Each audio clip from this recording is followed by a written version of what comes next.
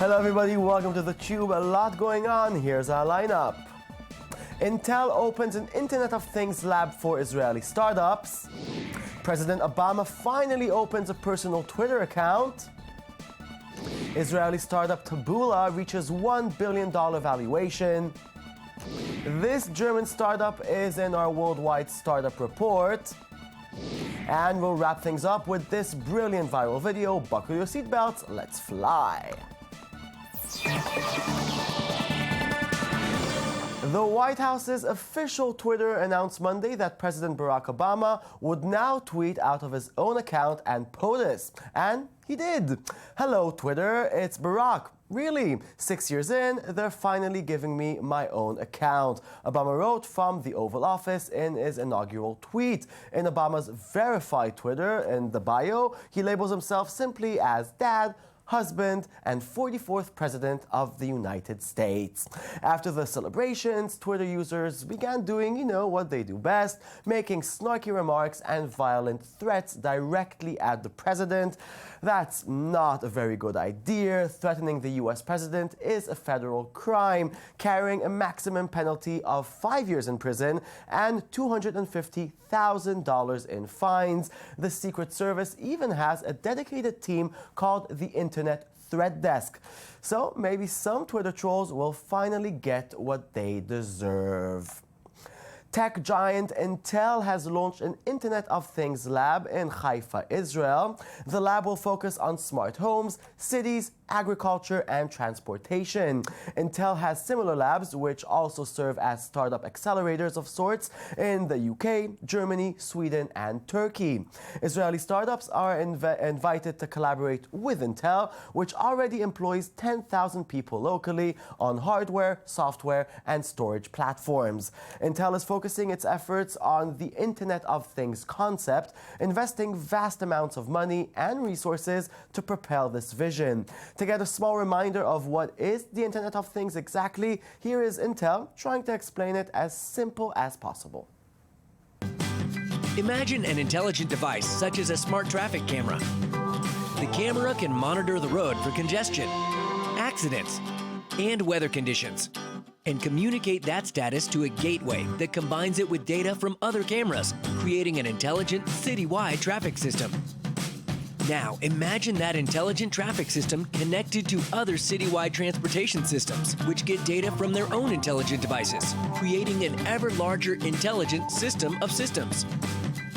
The really big possibilities come from analyzing the end-to-end data across that system of systems. For example, let's say the city's intelligent traffic system detects massive congestion due to an accident. That insight can be sent to the citywide transportation system, which can analyze the accident's impact on other city systems. Recognizing the accident is near the airport and 2 city schools, it could notify those systems so they can adjust flight and school schedules. Wow, thanks. Good for you. You might have internet. Moving on, Baidu, China's version of Google, has just announced a multi-million-dollar strategic investment in Israeli content recommendation startup Taboola.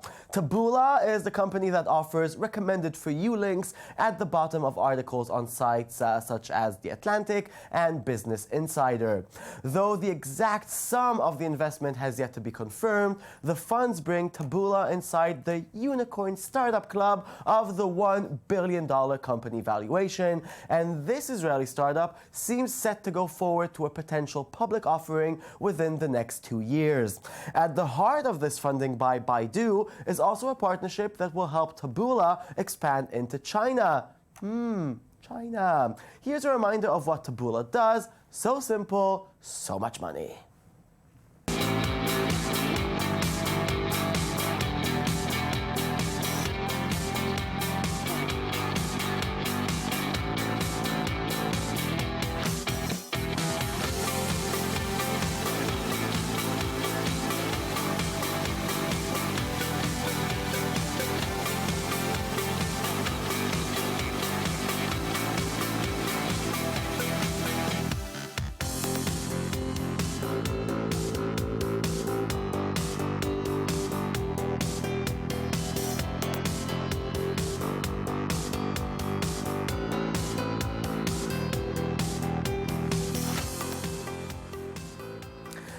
What happens when a research team tries to find order in the chaos of all the photos people put online? Lots of beautiful, beautiful time lapses. Researchers at Google and the University of Washington have found a way to automatically mine some 86 million images available on Flickr, Picasa, and other publicly accessible online sources, using them to create time-lapse videos that span months or sometimes years. To get the time lapse of the same place without the mining process would involve placing a camera focused on the same spot for the duration of time that needs to be documented. From a starting point of, well, 86 million photos, the researchers say they were able to find more than 20,000 lapse sequences. The tech behind it can cluster images of heavily photographed places and then sort those clusters by date. Isn't tech beautiful? Yes, it is. And now it's time for our weekly startup report with Shai Ringel. Good evening. Good evening, Jason. Okay, let's start in Germany. Let's. And we will go back to the Internet of Things, because the Internet of Things is going to change not only our roads but also our homes.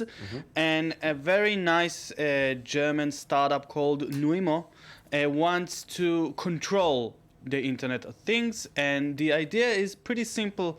Instead of having all those apps and remotes and everything, you'll have one small gadget that will control everything. It can control the heat and the gas when you're cooking. It can control the volume of your stereo, and the idea is that this controller knows every single gesture we already know, which means you can click on it, you can turn it, you can, do all sorts of moves. Wait a minute. It's a remote Yeah. for the things that I don't yet have at home for the Internet of Things? Yeah. For my imaginary smart fridge, my imaginary smart air conditioner, my imaginary smart door, Yeah, etc. okay. That's true. It's a little bit too futuristic if you think about it. There are things that are already smart and are in your home, and you can already buy your phone. There are smart locks out there, people who You know someone with a smart lock? No. Not yet. But Not someone yet. already invented the remote control Yeah, for all the that smart things. But you do have a stereo that's connected to your computer. I never believed, these mega remotes. Yeah. Did you ever have one that actually worked? I have one. It's not working. It never I know. works. Yeah, but because it's based on old technologies, if it will be based like Nuimo, which will be based on apps and developing and not, infrared and We'll old wait and see. technologies. We'll wait and see. Take me to New York. Okay, let's go to New York. A smart desk, an artificial intelligent desk. Let's take a look at the smart desk. Yeah. Meet Taylor, the world's first ergonomic desk powered by artificial intelligence. Taylor senses your presence and automatically raises to your preferred standing height, giving you a healthier way to work. Hey, Taylor. Good morning, Richard. Talk to Taylor as you would to a person, and she'll communicate with you using speech recognition technology, making her the ultimate personal assistant. You have a call scheduled with Dave. Thanks. Dave, hey, how you doing? Hey, did you get the new artwork? You have a message from Olivia. Play it back, please. Hey, I'm going to swing by the office. Taylor can place food orders, even remembering your favorite meals. It's almost lunchtime. Can I place an order? How about the chicken Caesar salad? No problem. Taylor can also play your favorite playlists via HD speakers. Hey, Taylor, can you play the new album? Sure. I really love the way this came out. Taylor can connect with your health and fitness devices, tracking stats such as how far you've walked in a given day. This is disgusting in so many levels. First of all, why would someone work standing up?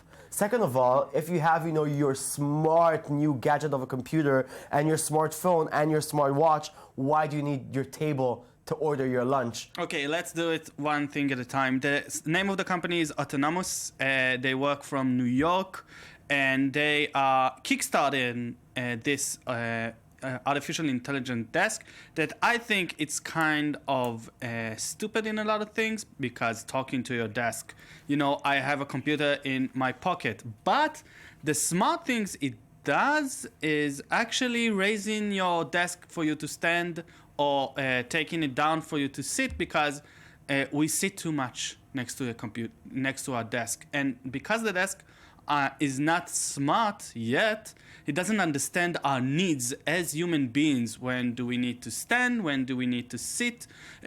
What do it need to do when I come to it? So making a smart desk is not that...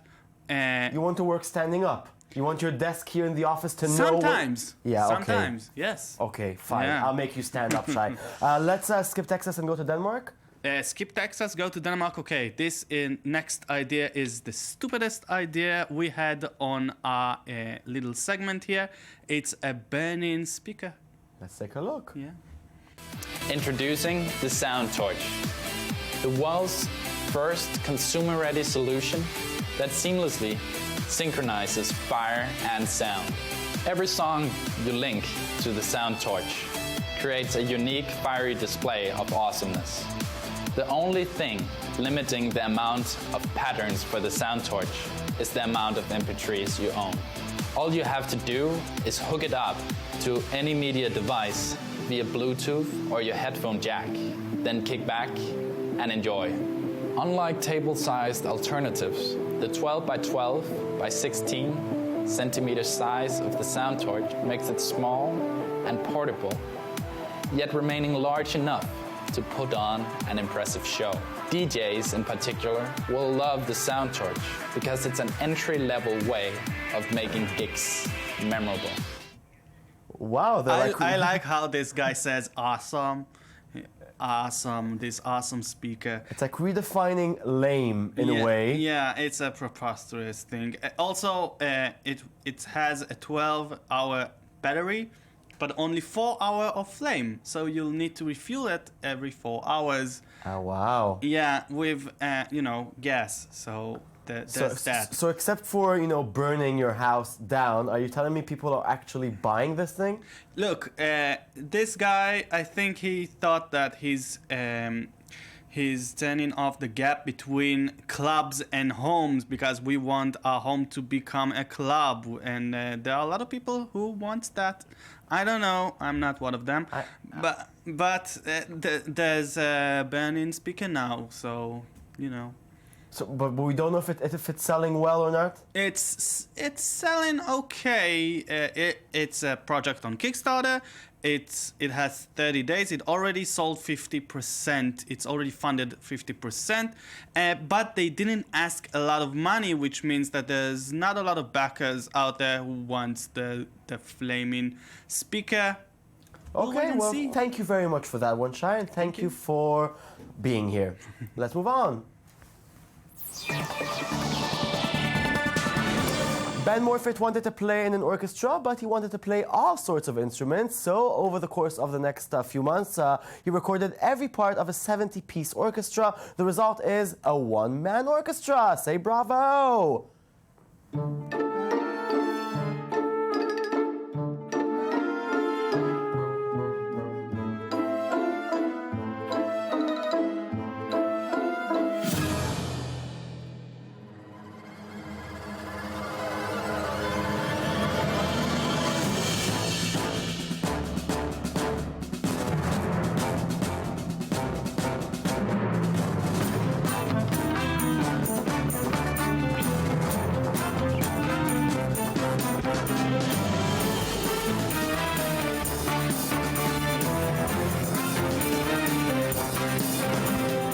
Are you looking at the TV screen, or have you just looked at your phone? Well, Todd Womack of Barely Political made a song especially for all you people out there whose eyes are stuck to their phones. I'm here. Look at me.